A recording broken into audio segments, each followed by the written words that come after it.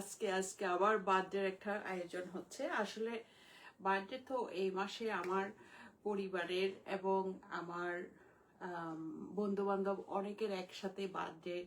এর আগে তো রুহি আপার সাথে বার্থডে করলাম। আমি অনেস্টলি এত আয়োজন করে কখনো আমি বার্থডে করিনি এবং আমি করি না।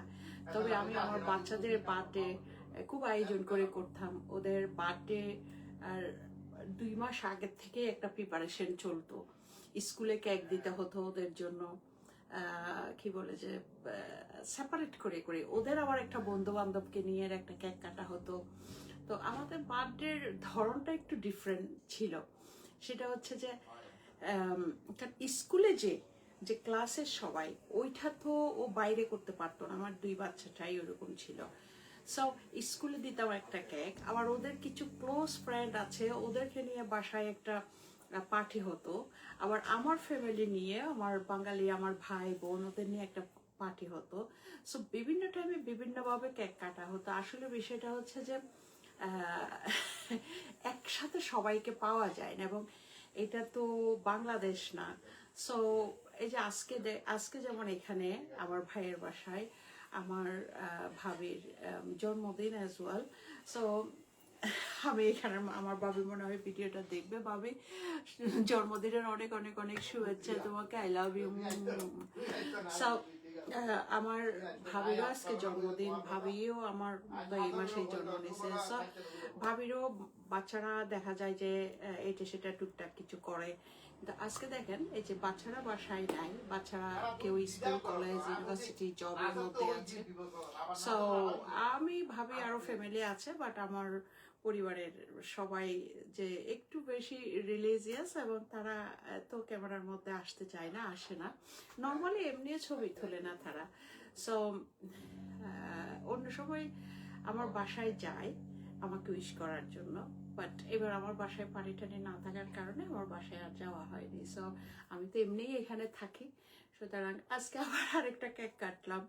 সো কেকটা সবার সামনে এখনো লাইভে এসে কাটি নাই, আমি নিচে যাচ্ছি খাবো। তো তার আগে ভাবলাম যে একটু করে 2 মিনিটের জন্য, 5-10 মিনিটের জন্য একটু লাইভে যাইতে। সেটাই হচ্ছে। সো পুরো জুন মাসটা আসলে একটা মানে একটা জন্মদিন একটা ভাইব থাকে, এবং পুরো জুন মাসটা অনেক আনন্দের। পুরো বছরটাই আমার জন্য আনন্দের। আসলে আমি যে ছোটখাটো কত বিষয় আছে না, ওগুলো আমি অনেকটা ইগনোর করি। এবং জীবন তো জীবনেই, তাই না? জীবন যতদিন নিঃশেষ আছে ততদিনেই সমস্যা থাকবে, এটা আমি মনে করি। সুতরাং ওগুলাতে পড়ে থাকি না। যে আমি আমার পরিবার, আমার আনন্দটা হচ্ছে আমার বন্ধু বান্ধব, আমার সীমিত বন্ধু বান্ধব আছে, আমার পরিবার নিয়ে আমি আনন্দে থাকার চেষ্টা করি। যদিও এটা লন্ডন, এই লন্ডনের মধ্যে যাওয়ার আনন্দ করার অনেক জায়গা আছে, সে ডিস্কো থেকে শুরু করে এটা সেটা অনেক, বাট আমি আমার পরিবার নিয়েই থাকা পছন্দ করি। সুতরাং আজকে যেহেতু আমার ভাবির বার্থডে, সাথে আবার আমার বার্থডে আবার কেক কাটা হলো, আবার কাটলাম, এই আর কি। সো আমার খুব আনন্দই লাগছে। আমি বলতেছে আমার বাবির আমার সাথে দুষ্টুমি করতেছে যে তুই 1 মাসের মধ্যে কয়বার জন্মগ্রহণ করিস, হাউবার। এটা আসলে ছোট ছোট বিষয়গুলো অনেক আনন্দের। মানুষের আনন্দ হওয়ার জন্য এত বড় কিছু লাগে না, এত কিছু লাগে না। যেমন আছে না যে আমার বাচ্চার বাপ, সে মানে খুব অর্থলোভী মানুষ। সো তাদের যে সেই যে মাথারি আছে, সেইও মনে করেন দেখা যায় যে তাদের খুশির জন্য অনেক বড় কিছু লাগে। যেমন আমি হাতে ভাত খাই, সেটা তার পছন্দ না। So I don't know what she's saying that. So সেটা তার পছন্দ না। সো তাদের অনেক কিছু লাগে, তারা বলে রেডিসনে খায়। বাট আমি বাঙালি, আমি বাংলাদেশি, আমি হাত দিয়ে খাওয়া খুব পছন্দ করি, হাত দিয়ে খাই। এবং what's this? What is that? What are you doing? Mom. So এই হচ্ছে কথা। সো জুন মাস এখনো আছে, তারপর জুনের মতো তো আমাদের 27-28 তারিখে বইমেলা হচ্ছে, আপনারা সবাই আমন্ত্রিত, বইমেলায় আসবেন। সেখানে শুধু বইমেলা নয়, বইমেলার তো আনন্দ ভাগাভাগি। আমাদের খুব কাছের বড় বোন আসে, মাই সিস্টার থেকে আসে সে। সো আমাদের নিজেদের পার্সোনালভাবে বইমেলাটা তো একে আনন্দের, তার মধ্যে আরও বেশি আনন্দের হয়, কারণ আমরা যারা অনেকেই দূরে দূরে থাকি, বন্ধু বান্ধব আত্মীয় স্বজন, তারা তখন আসে, তখন আরেক ধরনের ঈদ মেলার মতন হয়, এবং ওইটা নিয়ে আরেক প্রোগ্রাম শুরু হয়। সো আমাদের আসলে সারা বছরটাই অনেক আনন্দে আমরা কাটি, আলহামদুলিল্লাহ। আমি খুব ব্লেসড যে আমার আশপাশে আমার মানুষগুলি খুব ভালো, আমার কমিউনিটির মানুষগুলি ভালো, আমার একটা ভালো পরিবার আছে।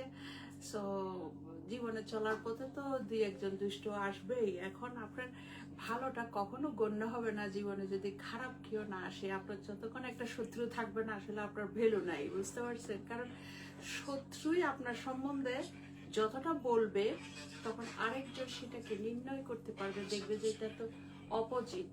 হ্যাঁ, অপোজিট। সো ওরকম দিয়ে একটা তো মানে কি বলে না পোকামাকড় থাকবে, এটা কোনো ব্যাপার না। বাট আমরা আলহামদুলিল্লাহ, আমি আমার লাইফে অনেক কিছু না পাওয়ার মধ্যে অনেক কিছু পেয়েছি, এবং সেগুলি নিয়ে আমি হ্যাপি আছি আলহামদুলিল্লাহ। জীবনটা 2 দিনের।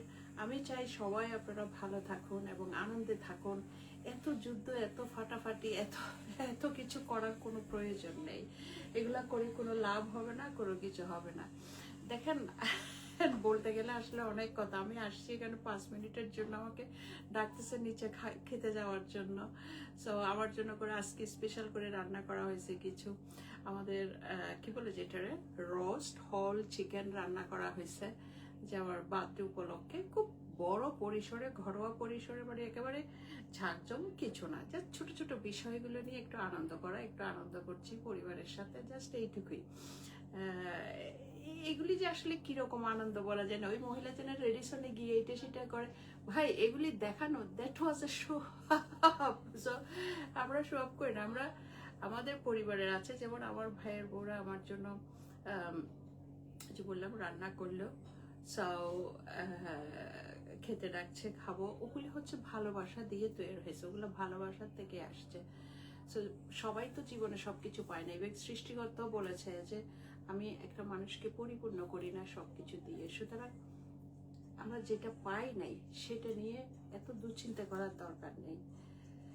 সো আমি এই লাইভের মধ্যে, আমি জানি না আমার বাচ্চারা দেখে কিনা, আমার বাচ্চারা যদি দেখে, আমি বাচ্চাদের উদ্দেশ্য বলবো, তোমরা যেটা করছো, আমি তোমাদের মা, সুতরাং আমি তোমাদেরকে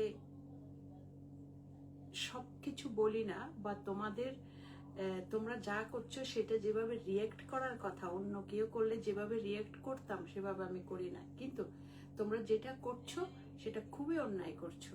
আমি বলবো তোমাদেরকে, তোমরা সেরকম কিছু সিক্রেট তৈরি না করে তোমরা পড়ালেখা করো, এবং তোমরা তোমাদের বাবার সাথে আছো, তোমরা ভালো থাকো এবং পড়ালেখা করো, ভালো একটা জব নাও, জীবনটা খুব ছোট, আনন্দ করো। অহেতুক মিথ্যা কথা বলো না, এবং যে মিথ্যা কথাগুলো বলছো সেই মিথ্যা কথাগুলি কোনো কাজের আসবে না, কোনো কিছু হবে না। এতে তুমি তোমার মায়ের মন থেকে অনেক দূরে চলে যাচ্ছ, এবং অনেকের মন থেকে অনেক দূরে চলে যাচ্ছ। সো তোমরা ছোট বাচ্চা, আমার বয়সে তোমরা আসো নাই, তোমরা নিজেকে অনেকে বলো যে অনেক বড় হয়েছে, তুমি মাত্র মানে 23 বছর আর 14 বছর, তো কতটুকু বয়স তোমাদের হয়েছে? তোমাদের বাবার কথা শুনে, তোমাদের সৎমার কথা শুনে ওরা তোমাদের জীবনটাকে ধ্বংস করে দিচ্ছে। কোনো একদিন তোমরা হয়তো বুঝবে, কোনো একদিন তোমরা দেখবে তোমার বাবা যদি একজন ভালো বাবা হতো। আমি আমার মেয়েদের উদ্দেশ্যে বলছি যে তোমার বাবা যদি একজন ভালো বাবা হতো, তাহলে তোমার বাবা তোমাকে ব্যবহার করে ছোট মেয়েকে খেলনার ভিতরে সিরকুট দিয়ে 13 বছর বাচ্চাকে মার কাছ থেকে আলাদা করতো না, কারণ সে তো এখানে থাকে না, সে তো থাকে বাংলাদেশে তার ছেলে সন্তানের সাথে। সে যদি তোমাকে এখন বলছে যে সে তোমাদেরকে অনেক ভালোবাসে, তোমরা কি তাকে প্রশ্ন করতে পারো 13 বছর আগে, 18 বছর আগে তোমার বাবা তোমাদেরকে চায়নি কেন আমার কাছ থেকে? কেন তোমার বাবা এখন যে প্রবলেমগুলি করছে, এখন যে অথরিটির সাহায্য নিচ্ছে, তোমার বাবা তখন আমার কাছে কেন তোমাদেরকে চায়নি? আত্মীয় স্বজনের মাধ্যমে, আইনের মাধ্যমে, অথবা সরাসরি তোমার বাবা তোমাদেরকে লিখিতভাবে হোম অফিসে লিখিতভাবে দিয়ে চলে গিয়েছিল। সো তোমরা সেই প্রশ্নটা করো যে ভালোবাসলে কেন তোমার বাবা তোমাদেরকে চায়নি, কেন ছোটবেলায় নেয়নি? কারণ তোমার বাবা ওই মহিলার সাথে ব্যস্ত ছিল এবং সে তোমাদের হাগুমতো ক্লিন করবে না, তোমাদের ডাইপার চেঞ্জ করবে না। তোমরা মেয়ে, তুমি তোমার বাবাকে জিজ্ঞেস করো যে তোমার ছোট বোনকে কেন দেখেনি, কেন কেউ দেখতে আসেনি। সো ঠিক আছে, আমি ঝগড়া করছি, আমি এটা করছি, এটা করছি, আমি খুব রাগ, ওকে, বাট তোমরা তো তাদের, তাই না? এখন ওরা দাবি করছে, তোমরা যখন বড় হয়েছো এখন ওরা দাবি করছে। সো তখন আসেনি কেন? যখন তুমি ছোট ছিলে তখন তোমাকে তোমার বাবাকে জিজ্ঞেস করো, তোমার বাবা তোমাকে তার বাবার আদর থেকে তোমাকে কেন বঞ্চিত করেছে? তোমার বাবা তোমাকে ফেলে, তোমার বোনকে ফেলে, তোমার বাবা ওই তোমার সৎমার সাথে ফষ্টি নষ্টিতে ব্যস্ত ছিল। আমার ঘরের ছবি দিয়েছি, আমার ঘরে, আমার বেডরুমে তোমার ছবিটা ওয়াল থেকে ফেলে দিয়েছে। সো এখন যে তোমাকে মিথ্যে বলছে, তোমাকে খুব ভালোবাসে, খুব মানে তোমাদেরকে খুব ভালোবাসে, তোমাদের ঘর ভাড়া দিচ্ছে, তোমাদের খাওয়া পড়া দিচ্ছে, টাকা দিয়ে ভালোবাসা বোঝা যায় না হঠাৎ করে এসে। তোমরা চিন্তা করে দেখো, তোমাদের বাবা যদি না থাকে তখন তোমরা কি করবে?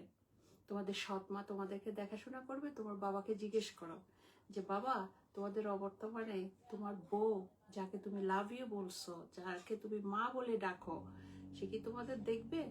সো তোমাদের প্রতি আমার এই বিষয়গুলো আমি তোমাদেরকে সরাসরি কখনো বলিনি, বলতেও পারি না। আমি সবসময় বলার চেষ্টা করছি, তোমার বাবা একজন ভালো বাবা নয়, সে অনেক জঘন্য একটা বাবা। সো তুমি যদি বুঝতে পারো বুঝো, বুঝতে না পারলে না বুঝো, কিন্তু ওর কথাতে এসে এমন কোনো অন্যায় করো না যেখানে তুমি অনেক মানুষের মন থেকে অনেক দূরে চলে যাবে। তোমার বাবা লন্ডনে থাকে না। সো তোমরা যেখানে আছো, যেভাবে আছো, ভালো থাকো। একটা জিনিস মনে রাখবে, তুমি আমার ব্লাড অ্যান্ড ফ্ল্যাশ। সো তুমি যেখানে থাকো তোমরা দুজন, তোমাদেরকে আমি সবসময় ভালোবাসতাম, ভালোবাসি, ভালোবাসবো। সবসময় তোমাদের জন্য অনেক অনেক অনেক দোয়া। একটু ইমোশনাল হয়ে যাচ্ছি, সো আমি আর লাইভে থাকতে পারছি না, আমি লাইভ থেকে বের হয়ে যাচ্ছি। ওকে, আল্লাহ হাফেজ।